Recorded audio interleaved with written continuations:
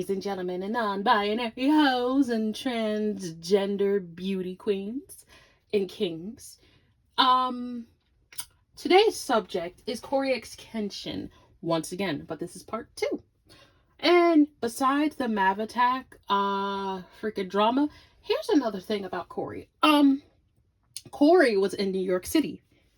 Unfortunately, I couldn't go because I had a lot of responsibilities and other things to do at home and with my family as well too. But long story short, there is a lot of drama that's going on with the convention and Corey, but mainly the convention. Mainly the convention. Bold the word. Mainly the convention. So it wouldn't be Corey that caused the problem. No, it's the convention. So roll the clips. So a creator named Alina made a video about what her experience and what happened at AnimeCon with Corey Kenshin's booth. I wanted to piggyback and just talk about my overall experience at AnimeCon. Overall, in general, I personally feel like AnimeCon was a complete disaster and really disorganized. We were not able to pick up our badges like before AnimeCon, so we're gonna pick up the day of, which was an option. When we arrived, we went through the main entrances. They let us in. They told the first person at the entrance told us to go straight down and there would be a booth that we can get our badges. We went to the booth. They told us to go downstairs. We go downstairs.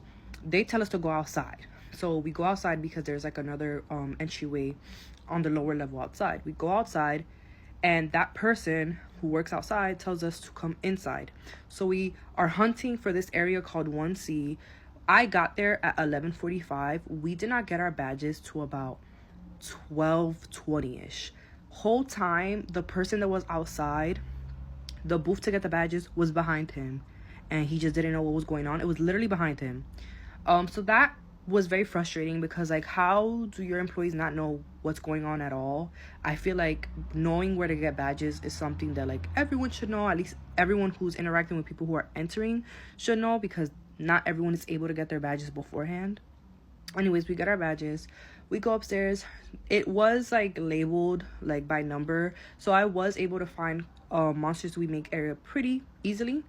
I get there, there's already a big crowd. I get there around 12:30ish. There's already a big crowd. Cool. I'm waiting for like 20 minutes in the crowd. The crowd is getting bigger and bigger. An employee comes and she's like, oh, Corey's not going to be here. He's only going to see people who got the raffle, the raffle that they did online, which I did sign up for, but I didn't get it.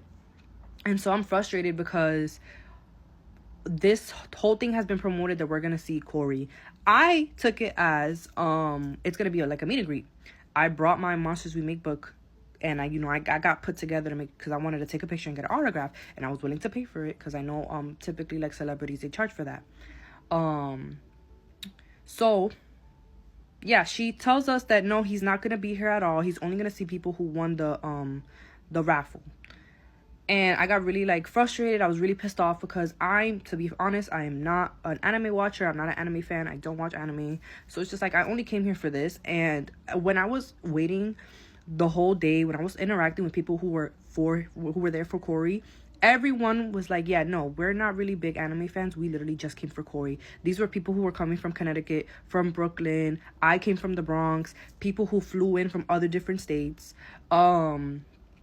So it was just very frustrating, right? I ended up walking around, seeing other things. I come back to the area around 2:15ish, and I'm about like 3 booths away. I still see a big crowd, but I'm not paying it no mind because the lady already told me that she worked there. She already told us to that he's not gonna be there, so we all dispersed. Okay. I hear a big commotion. I'm thinking he's there, so I run up. I'm able to get into the middle, and I'm like, I meet a group of people. They were very cool, and they're all saying he's coming at 2:30. He's coming at 2:30. So I tell them like my experience, like what just happened. I'm like, oh well, she told us that he's not coming at all. And then the people who are in the Monsters We Make like booth, who are selling the merch, they're not saying anything. They're literally not saying anything. I completely understand not saying what time he's coming, but I feel like we should, acknowledge the fact, yes, he's coming. No, he's not coming. So people know what to do, because, nobody want to stand here all day. Keep in mind, And I don't mean to like point fingers at like Monsters We Make or Corey, but the Monsters We Make Instagram did say they're gonna be there from 3 to 7. So in my head, before I even got there, when I saw that post, I was like, oh, they're gonna be there from 3 to 7. I can come in a little later. That's why I decided to come in at 12 instead of earlier in the morning, because you know, I'm thinking, oh, okay, you know, they're open later. He's probably coming between 3 and 7, not 3 and 12, sorry. And he came at 2:30. He did end up coming. He came at 2:30, but the crowd was like really big. I only went there to see Corey, so I would have been perfectly fine waiting for like an hour, 2 hours. I've done it at concerts, so it wouldn't have been a problem for me to wait, try to get closer to the front to see Corey, but I couldn't because the lady said that he's not coming, so I left. And so the whole thing was really disorganized. He was there for less than 5 minutes. I was able to record a video and I was able to see him with my own eyes, but it was really hard. I'm short. I'm 5'2". I cannot see that high, and it's a big crowd. People were pushing. So overall, like, I'm glad I was able to see him, but I feel like everything should have been specific. I also feel like if they wanted to do a meet and greet that was like you had to pay for it, I was willing to do that. I would have been fine doing that. But overall, the whole experience was very disorganized and very frustrated, and honestly just like really killed the vibe. This was my first anime experience. I just feel like they should have like said a lot of information beforehand. There was nothing on the anime website, you know, regarding specifics about his pop out. And secondly, there wasn't much information on the Monsters We Make page or his page, which I'm not blaming him or Monsters We Make. I just feel like in general, AnimeCon is incredibly disorganized and a mess, which is frustrating.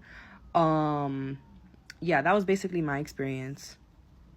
Well, Corey's situation has gotten even worse now. For those of you who don't know, Corey recently attended Anime NYC, which is a huge convention that showcases the best of Japanese pop culture, with unique exhibits, exclusive screenings and experiences, and appearances by top creators. Remember the top creator part. But anyway, Anime NYC invited Corey and Monsters We Make for Saturday and put in the caption, "Come meet him." Anime NYC knew exactly what they were doing, because I don't find it a coincidence that Saturday ended up selling out and was the only day they sold out completely. Not to mention the fact that not even the workers were sure of Corey arriving at the convention. Not to mention the fact that people were waiting hours in line just to see him and come to the realization that apparently only lottery winners could talk to him. I'm not coming off rude at Corey or Monsters We Make, but the way Anime NYC handled this situation was so wrong. They couldn't have made it any more obvious that they were using Corey. Anyway, I'm gonna wrap this up. I'm not happy with it at all, but if your name starts with a G, have a good day.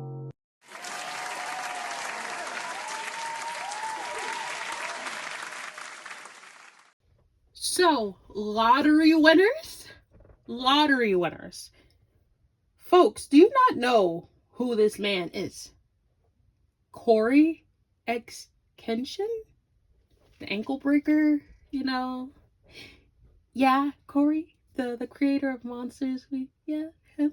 Yeah, to be honest, people did not care about the lottery winning bullshit. They wanted to see Corey. Anime Expo was not prepared for Corey's arrival. Like the video said, they said they was unsure, but Corey accepted the invite and he said he was coming. So they were extremely unprepared when he arrived. And a lot of people is blaming Anime Expo. I've been there before. I used to live in Brooklyn, New York. It's in Manhattan. So I used to go there every year. That place is a well-known yet fun place to go to. Don't get me wrong, it has its pros and cons to it when you go in certain areas. That is very concerning. But anyways, long story short, everybody was so happy to see Corey, and Anime Expo did not expect to see that many fans of Corey. A lot of people were coming from around the world to see Corey. A lot of people was coming from different states to see Corey. Everybody did not give two fucks about the lottery winning part. They didn't. And there was I don't know if it was a video about it, but I seen a post on Twitter about it, about how like a lot of people was not following the policy of, if you're a lottery winner, you can go see Corey. No, everybody did not care. If you see the video on TikTok about the large, massive ocean of fans that love Corey, they did not care about that. They didn't care about that. And that's Anime Expo's fault as well too, about like how the preparation for Corey's arrival and his team, like that's kind of, yeah, it's kind of their fault. They kind of messed that up bad. And like the video also said, content creators, you could like, okay, for example, you could get ready for RDC World, okay? If RDC World came to Anime Expo, they would have it well prepared. What's the problem with Corey? I don't get it. What I'm saying is, I don't get why is it like Corey going through these problems, okay? I don't understand why Corey is going through these problems. I don't understand why they are giving him a hard time and having him go through the ringer. Like, I don't know. It's just a lot of crazy things that's going on lately with Corey. And I see that he's trying to do what he got to do and play it safe, which he should. That's a smart move. But all this that's going on, wow. Whew. There's so much going on. Anyways, I'll see you guys in the next video. Bye.